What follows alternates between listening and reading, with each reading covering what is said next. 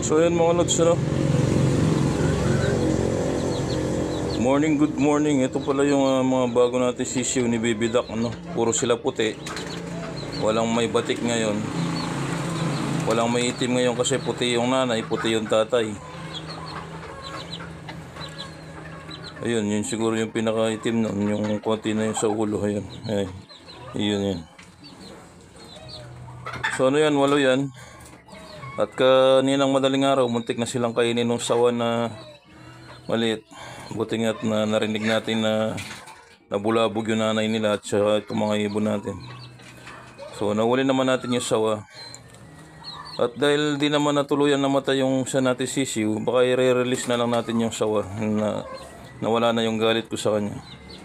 Pakakawalan na lang natin yan sa damuhan.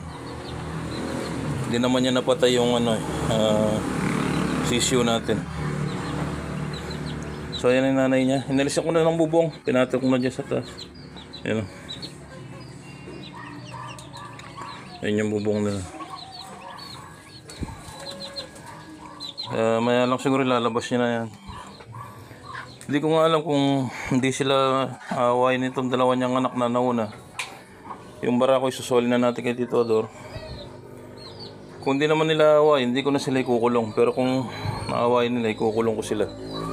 Pagkaya na lang tumakbo-takbo, yun, saka na lang natin sila pakawalan. So paano mga lods, tuloy ko lang yung paggawa nitong pintuan na lang to.